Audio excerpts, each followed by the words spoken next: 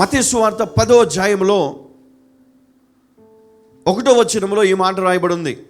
ఆయన తన 12 మంది శిష్యులను పిలిచి అపవిత్రాత్మలను వెళ్ళగొట్టుటకును, ప్రతి విధమైన రోగమును, ప్రతి విధమైన వ్యాధిని స్వస్థపరచుటకును వారికి అధికారం ఇచ్చెను. అధికారం, అథారిటీ, పవర్, ఈ శక్తి ఎవరికి ఇచ్చాడు అంటే ఆయన తన 12 మంది శిష్యులను పిలిచి, నంబర్ 1, అపవిత్రాత్మలను వెళ్ళగొట్టుటకును, నంబర్ 2, ప్రతి విధమైన రోగమును, 3వది ప్రతి విధమైన వ్యాధిని స్వస్థపరచుటకును వారికి అధికారము ఇచ్చాను. శిష్యులు ఎవరు శిష్యులు అవుతారు? ఎవరు శిష్యులు అవుతారు? ఎవరికి ఈ అధికారం ఉంటుంది? ఎవరికైతే నిజముగా యేసుక్రీస్తు కావాలో, ఎవరికైతే నిజముగా ఆయన యందు ప్రేమ ఉంటుందో, ఆయన కోసము ఏదైనా విడిచిపెట్టడానికి సిద్ధంగా ఉంటారో వారు నిజమైన దేవుని శిష్యులు. వారు ఈ లోకాన్ని ప్రేమించకూడదు, ఈ లోకంలో ఉన్న దేనిని కూడా వారు ఆశించకూడదు. మరి శోధన వచ్చినప్పుడు శోధనను జయించేటట్టుగా ఉండాలి. వారు మెలకుగా ఉండి ప్రార్థన చేయవారుగా ఉండాలి. వెంబడించాలి. ఎవరిని? క్రీస్తును వెంబడించాలి. వాక్యానుసారమైనటువంటి జీవితాన్ని కొనసాగించాలి.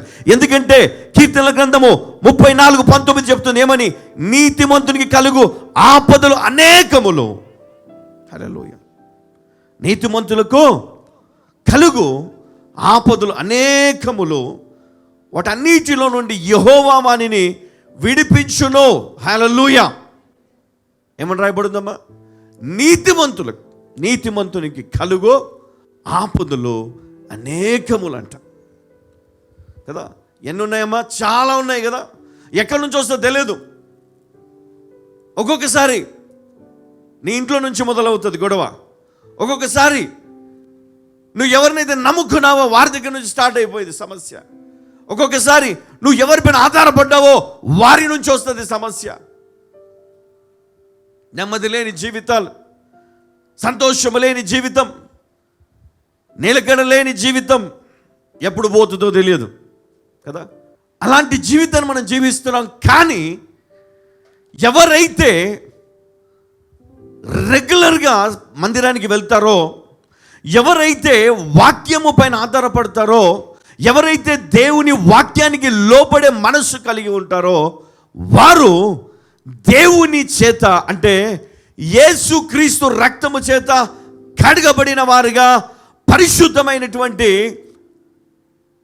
అభిషేకముతో నింపబడి నీతిమంతులుగా తీర్చబడ్డారు. నీతిమంతులుగా. ఎవరికి తెలిసే సత్యం? మీకు తెలుసా? మీరు నీతిమంతులని తెలుసా?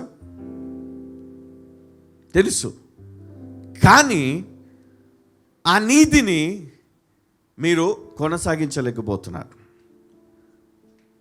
కొనసాగించాలి. ఎట్లా కొనసాగించాలి? నీతిమంతుని కలుగు ఆపదలు అనేకములు, వాటన్నిటిలో నుండి యెహోవా వానిని విడిపించును. ఎవరు విడిపిస్తారు? యెహోవా వానిని విడిపించును. ఇప్పుడు ఈ నీతిమంతుడు ఏం చేయాలి? దేవుడు విడిపిస్తాడు అని చెప్పి పడుకోవాలా? ఏం చేయాలా? లేకపోతే బైబిల్ తీసుకొని తల కింద పెట్టుకొని? కానీ మీరేం చేయాలి అంటే ఆ వాక్యాన్ని రోజు చదవడమో ప్రారంభించాలి. ఏం చేయాలి? ప్రతిరోజు వాక్యాన్ని చదవాలి. ఏం చేయాలి? వాక్యాన్ని చదవాలి. అప్పుడే కదా నీకు అర్థమవుతుంది ఏంటది నీతిమంతుకు కలుగు ఆపదలు అనేకములు, వాటన్నిటి నుండి ఎవరు తప్పిస్తారంటే యెహోవానినే విడిపించును. యాకోబు 5:14 నుండి 16 వరకు 3 వచనాలు మనం చదువుకుందాం. మీలో ఎవడైనను రోగి అయి ఉన్నాడా? అతడు సంఘపు పెద్దలను పిలిపింపవలెను. వారు ప్రభువు నామమున అతనికి నూనె రాచి అతని కొరకు ప్రార్థన చేయవలెను. విశ్వాస సహితమైన ప్రార్థన ఆ రోగిని స్వస్థపరచును. ప్రభువు అతన్ని లేపును. అతడు పాపములు చేసిన వాడైతే పాప క్షమాపణ నొందును. హల్లెలూయా. ఇక్కడ మీలో ఎవడైనానో రోగి అయి ఉన్నాడా అని క్వశ్చన్ మార్క్. అప్పుడు ఆ రోగి ఏం చేయాలి అంటే, లేదా అతని ఇంటి వారు ఏం చేయాలంటే, అతడు సంఘపు పెద్దలను పిలిపింపవలెను. వారు ప్రభువు నామమున అతనికి నూనె రాచి అతని కొరకు ప్రార్థన చేయవలెను. విశ్వాస సహితమైన ప్రార్థన రోగిని స్వస్థపరచును. ప్రభు అతని లేపును. ఎవరు లేపుతారంట? ప్రభు అతని లేపును. అతడు పాపములు చేసిన వాడైతే పాప క్షమాపణ నొందును. ఎవరు లేపుతారు? ప్రభు అయిన యేసుక్రీస్తు అతనిని లేపుతాడు. అతని పాపములన్నీ కూడా క్షమించబడతాయి. మీ పాపములను ఒకరితోనొకడు ఒప్పుకొనుడి, మీరు స్వస్థత పొందినట్లు ఒకరి కొరకు ఒకడు ప్రార్థన చేయుడి.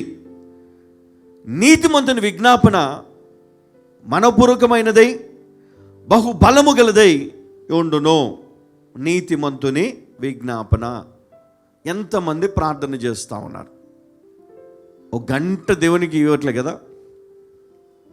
10 నిమిషాలు ఎంతమంది ఇస్తున్నారు? 10 minutes ఉపవాస ప్రార్థన అంటే మా పాస్టర్ గారు చేసుకుంటారులేండి, మాకెందుకు, మాకు అసలే డ్యూటీలు ఉన్నాయి కదా, ఆఫీస్కి పోవాలా, అసలే పని ఉంది, మాకు స్కూల్కి పోవాలా, పేరెంట్స్ టీచర్స్ మీటింగ్ ఉంది. ప్రార్థన నీతిమంతుని విజ్ఞాపన బహుబలము గలదై ఉండును.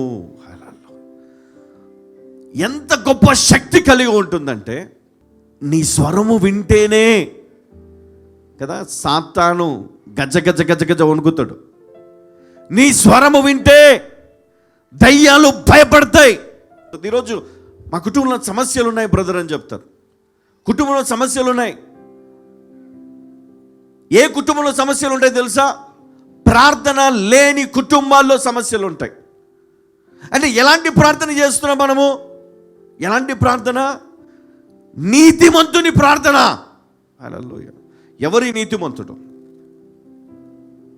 ఎదుటి వాని గురించి మాట్లాడడు, ఎవరి గురించి మాట్లాడడు, ఎవరి గురించి అబద్ధాలు చెప్పరు, వాళ్ళ గురించి సాడీలు చెప్పుకోరు, ఎవరి గురించి మాట్లాడకూడదు. వాని పని ఏదో వాడు చేసుకుంటూ వెళ్ళిపోతాడు. వారి పని వారు చేసుకుంటారు. ఎవరి గురించి బాధపడరు, ఎవరి గురించి చింతపడరు, ఎవరి గురించి ఆలోచన చేయరు. వారి కుటుంబం కొరకు, దేవుని కొరకు, పరిచర్య కొరకు తప్ప వాళ్ళు ఏం చేస్తున్నారు, వీళ్ళు ఏం చేస్తున్నారు, వీళ్ళ జీవితంలో ఏమైంది, వాళ్ళ జీవితంలో ఏమైంది, ఇట్లాంటివి పట్టించుకోరు. పగలు, కక్షలు, కుళ్ళు, కుట్ర ఇట్లాంటివి ఉండవు. యథార్థమైన హృదయంతో ప్రార్థిస్తారు, విశ్వాసముతో ప్రార్థిస్తారు. నీతిమంతుని ప్రార్థన బహు బలము గలదై. హల్లెలూయా.